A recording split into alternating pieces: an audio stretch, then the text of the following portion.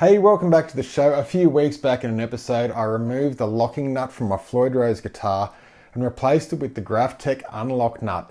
And it's just been really impressive. We did it all in a nerd discussion and it was a fun video, and if you haven't seen it, go check it out. I'll have links in the description. But anyway, in a follow-up video to that, just to really hone in on that tuning stability, I did say I'd be coming back with the Graphtec ratio tuners just to install on the guitar. And these are designed to be really smooth and precise. They've got the locking ability, and what's really cool is they've got their own gearing ratio designed for each string on the guitar. It's a design to compensate for the core thicknesses of each string, so that a 180 degree turn on each ferrule for each string is going to adjust that note by a semitone. The tuners are universal just to fit every single guitar out there on the market, and they come with the InvisoMatch adapter base plates that you also just fit, meaning that you don't need to modify the headstock of your guitar, drill holes or do anything of the kind. The adapter plates just fit onto the tuners, which then fit the exact holes in your guitar. Meant to be really simple, just off and go. On the web page, there's so much information that's really thorough with exact dimensions that you can just look up. Find the right tuners for your guitar.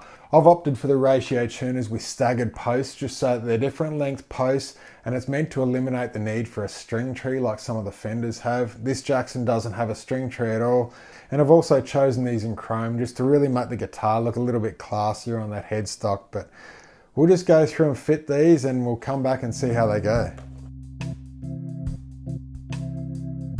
So far it makes perfect sense. Each of the tuners have their own number on it just under the ratio right there. This is a number 6. It might be hard to read in that picture. And then to make the footprint the same as the Jackson, you've got the little adapter plate there.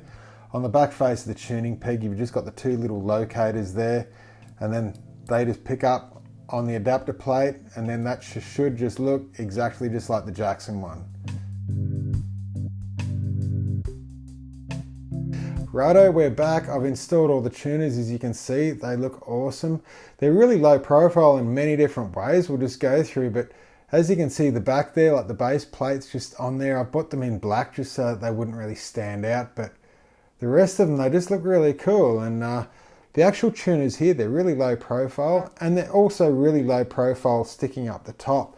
The Jackson ones in comparison stuck about a 1/4 inch higher than these, so looking cool is a plus, but functionality is key. We'll just see how well they stay in tune, but right now I've tuned it up to E flat, and I just want to see if that 180 degree turn really just does adjust at a full semitone.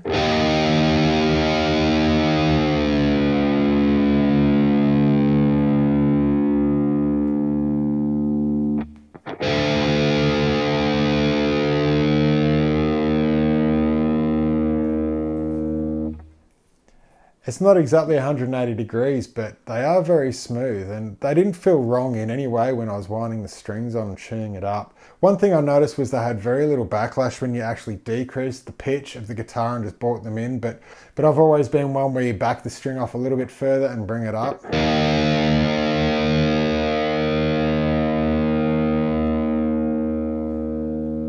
But they do feel really smooth and they come into pitch nicely.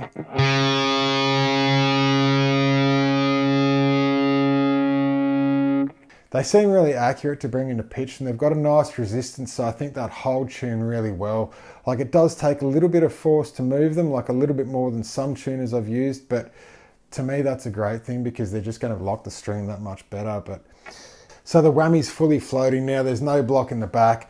I'll do some dive bombs. This is got a bridge, they're pretty stable. I've done tests with it in the past, but it really just comes down to the nut and the tuners now.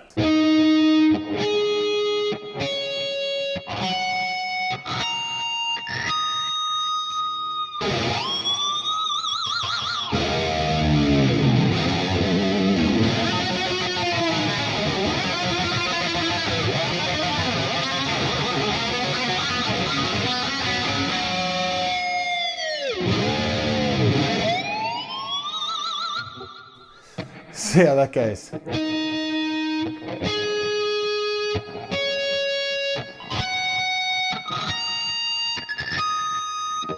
Not bad. We'll see how it returns after a dive bomb.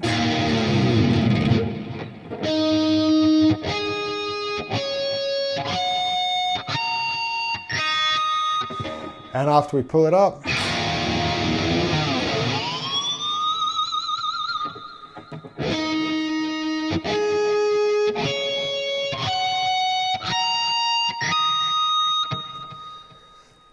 Those results are pretty good. Like, I think in a live sense, you could easily get away. They were pretty brutal dive bombs. I think if you were just using it light and fluttery, I think you'd get away with it nicely. But I guess in the name of science, we have to be thorough here.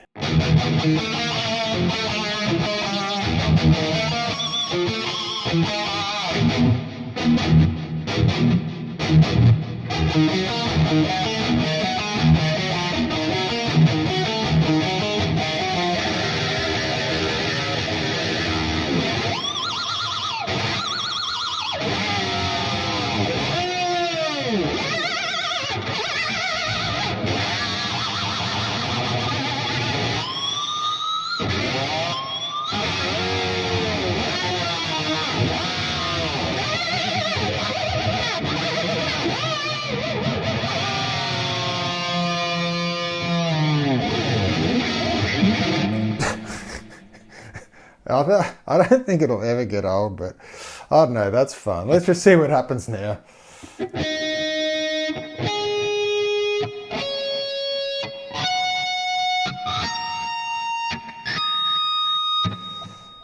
That's impressive. I don't even think when you have a locking Floyd Rose on the nut there, it does any better when you're absolutely that brutal with it. But there you have it, the functionality's there, the tone is awesome.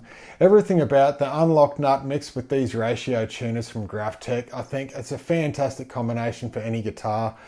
They just look stellar and everything's so good. But I guess there you go, guys. I really hope you enjoyed this nerd discussion. There's the multi-geared ratio tuners from GraphTech and they're unreal.